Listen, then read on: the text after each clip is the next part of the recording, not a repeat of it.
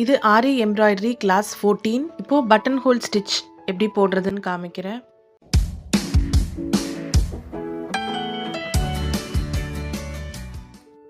இப்போ இந்த 2 லைன்ல கீழே உள்ள லைன்ல ஸ்டார்ட் பண்ணிக்கலாம்.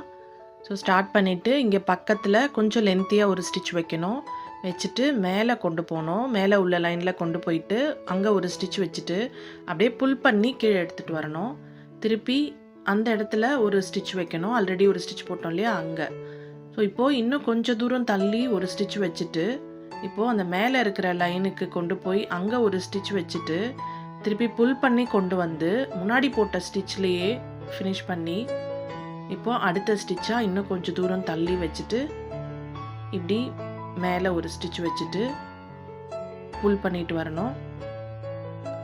இதுதான் பேசிக் பட்டன் ஹோல் ஸ்டிச். ஆனால் நம்ம டிசைன்குள்ளே போடும்போது பார்த்திங்கன்னா இந்த மாதிரி அவ்வளோவா யூஸ் பண்ண மாட்டோம்.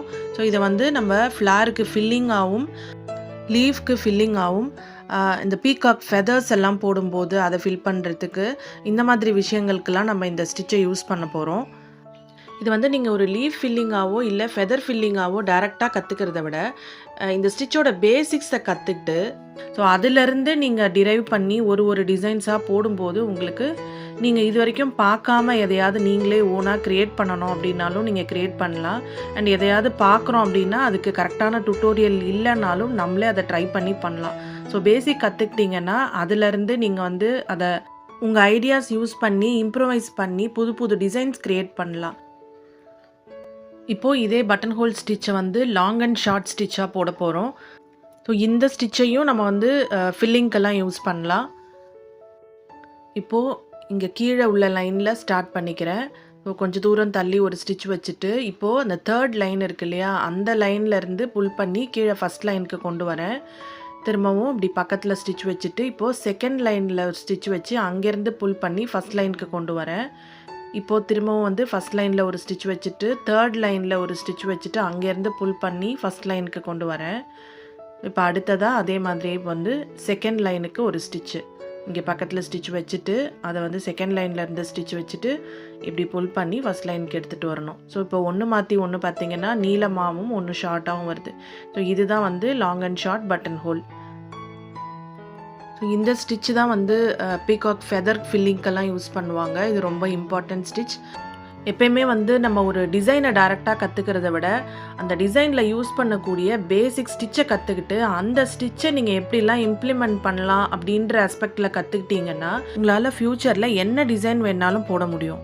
இப்போது நான் இந்த long and short button whole stitch அதை யூஸ் பண்ணி ஒரு சின்ன ஃப்ளார் டிசைன் போட்டு காமிக்கிறேன்.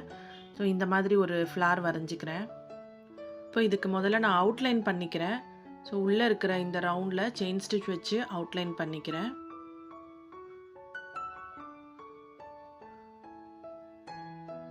ஸோ இதுக்கப்புறமா இந்த பெட்டல்ஸ் இருக்கு இல்லையா, இங்கேயுமே நான் வந்து அதே செயின் ஸ்டிச் யூஸ் பண்ணி அவுட்லைன் பண்ணிக்கிறேன். ஸோ நான் ஜரியில் அவுட்லைன் கொடுக்குறேன். ஃபில்லிங் பார்த்திங்கன்னா நான் சில்க் த்ரெட் யூஸ் பண்ணி பண்ண போகிறேன்.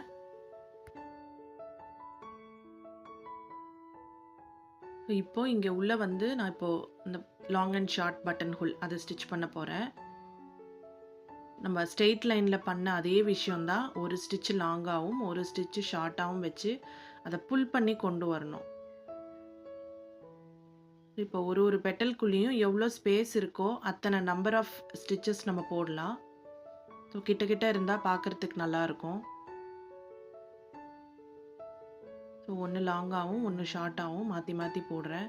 அண்ட் இதோட ஸ்டிச் சைஸ்லாம் சேமாக இருக்கணும்னு அவசியம் இல்லை. அங்கே வந்து நம்ம லைன் ட்ரா பண்ணிவிட்டு போட்டோம், அதனால் உங்களுக்கு அந்த ஸ்டிச்சோட சைஸ் இப்போ ஷார்ட்டெல்லாம் ஒரே சைஸில் இருக்கும், லாங்கெல்லாம் ஒரே சைஸில் இருக்கும். இப்போ இது வந்து ஃப்ளவர் பெட்டலாக இருக்கிறதுனால லாங்லேயே பார்த்தீங்கன்னா ஒரு ஸ்டிச்சுக்கும் இன்னொரு ஸ்டிச்சுக்கும் அந்த சைஸ் வந்து டிஃபர் ஆகும். ஷார்ட்லேயும் ஒரு ஸ்டிச்சுக்கும் இன்னொரு ஸ்டிச்சுக்கும் சைஸ் டிஃபர் ஆகும். இது இந்த ஷேப்பில் உள்ள ஃப்ளவரில் மட்டும்தான் இதை ஃபில் பண்ணணும்னு இல்லை.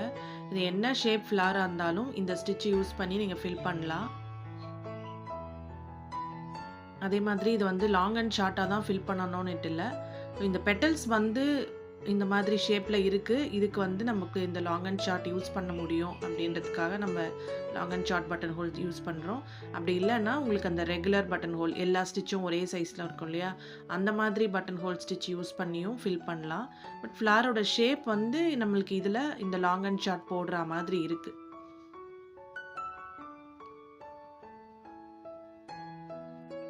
இன்னொரு விஷயம் வந்து நம்ம அந்த ஸ்ட்ரெயிட் லைனில் போடும்போது ஒரு ஸ்டிச்சுக்கும் இன்னொரு ஸ்டிச்சுக்குமான டிஸ்டன்ஸ் அதிகமாக இருந்தது.